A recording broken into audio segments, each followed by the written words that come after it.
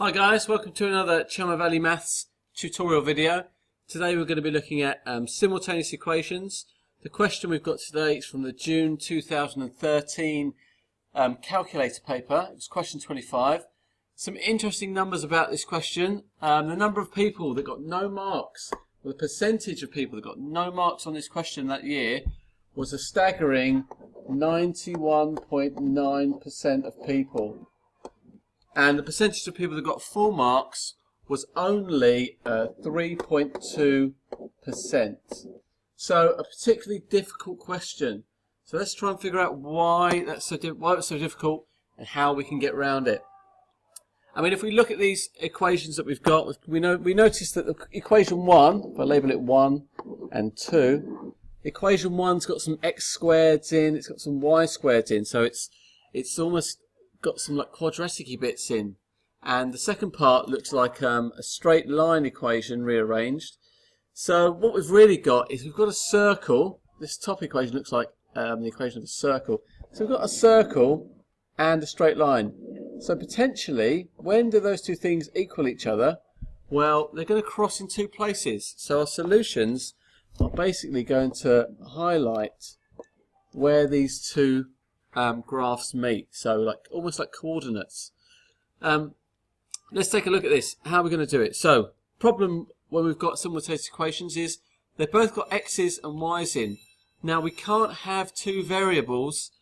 We can only have one if we want to solve an equation. So I'm going to have to get rid of either one of the x or the y from one of the equations, and I'm going to target this y value here, and I'm going to swap it out with something that's equivalent to y. So where am I going to get that equivalent value for y? If I look at equation 2, and let's rewrite that down. So x plus y equals 2. If I rearrange it to get y equals, well, I've got to move the x across. And if it's a plus x on this side, when I move it across, it's going to become a minus x on that side. So just a simple bit of moving one element from one side of an equation to the other. Change the side, you change the sign. And we're going to use that. So we're going to call this new equation here, we're going to call that 3. And we're going to substitute equation 3 into equation 1. So we're going to swap out that y and replace it with the x, the 2 minus x, sorry. So if I rewrite equation 1 again, I'm going to write that out in full. So I've got x squared plus y squared, that equals 9. And I want to swap the y out. So if I do x squared plus, and if I leave a gap where I'm going to put in the 2 minus x, the equivalent to y, I'm going to leave that there, put it in red so you can see exactly what I'm doing. So 2 minus x has gone in there, okay, and that's from this equation number 3 here. How do I do that? So I've got to kind of expand. I've got something to expand here. I've got this bracket that's being squared.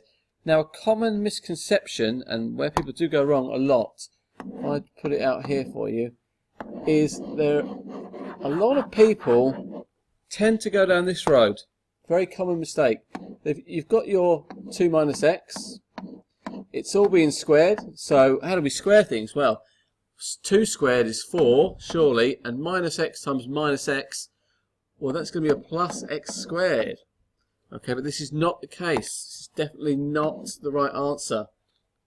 What we need to remember is that when you've got something like this, it's actually the bracket times by itself. So you write out 2 lots of brackets, and that should make it more obvious. We've got a quadratic expansion. So we're going to use FOIL to do that. Now FOIL is just an acronym for first, outside, inside, last.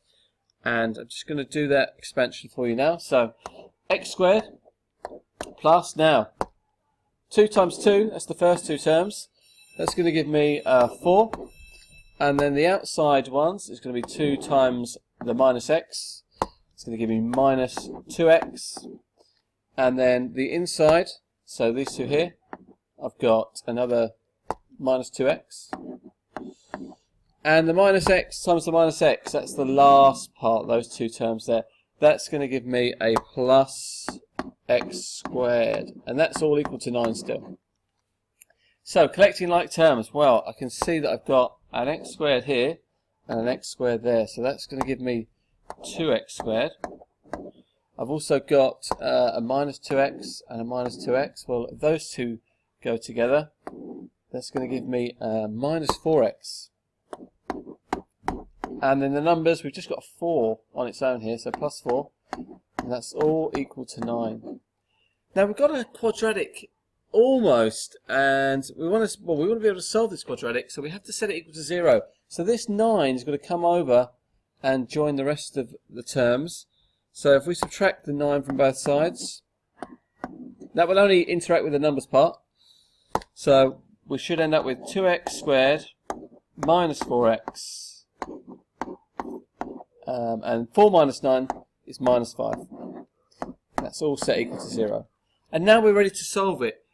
It's on the calculator paper. The answer has been asked for give your answers to 2 decimal places. So that's given me a clue there. It's probably going to be the quadratic formula. I'm going to have to use a calculator. So let's just quickly write out what is the quadratic formula. It's on the front of your exam paper. So in the exam, flip to the front and have a look. So minus b plus or minus the square root of b squared minus 4ac all over 2a. Now that's all on the front of the paper.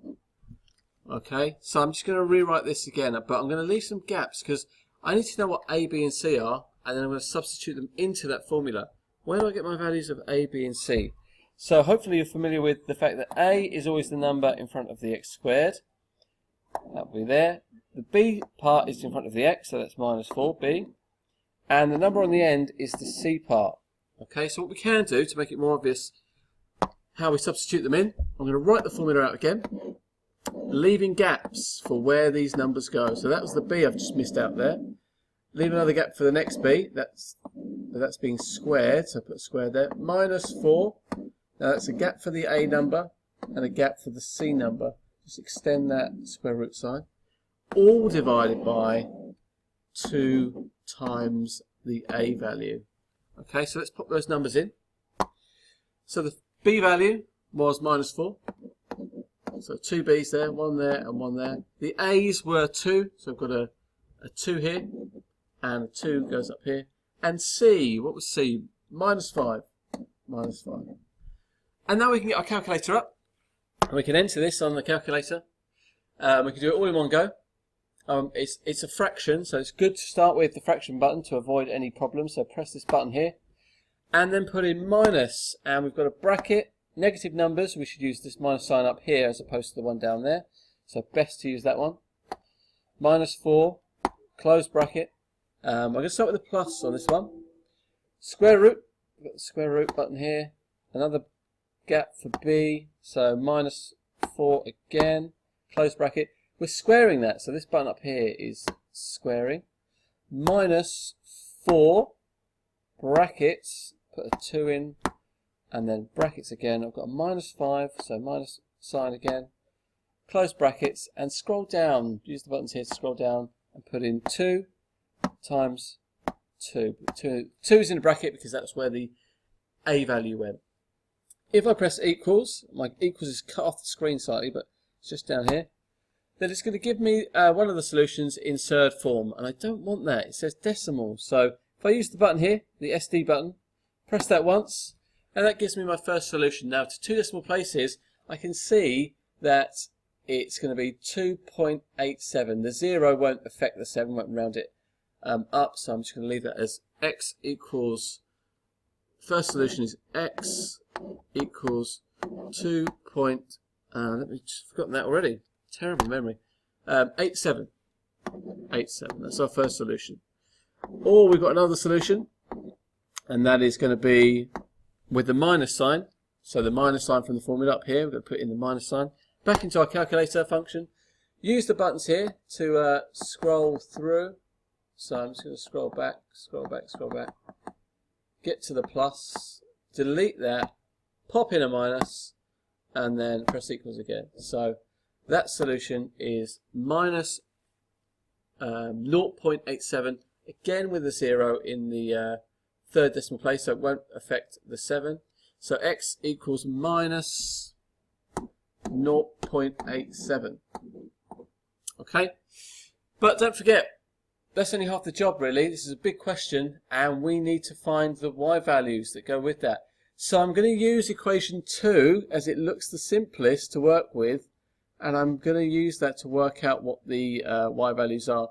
Now my rearrangement here actually says y equals 2 down here, sorry, y equals 2 minus x. So I could use that. I could use that on my calculator. I could set that up as y equals 2 minus, and then the answers that I got in the previous part. So I've got 2.87 and y equals 2 minus, and then minus 0.87. So, I mean, we could use the calculator to do this, but it's quite easy to do ourselves because we know that 2 minus 2.87, well, the 0.87 is going to be the bit that's left. So that's just going to be minus 0.87 for y. But feel free to do these on the calculator. And the other y value, well, it's a minus, and the 2 minuses here is going to make a plus, so that's going to equal 2.87. Okay, and those are our two solutions. So we can say when x equals 2.87, then y is minus 0.87, and when x equals minus 0.87, then y is 2.87. I hope that gives you some idea of how to have a go at that particularly difficult problem.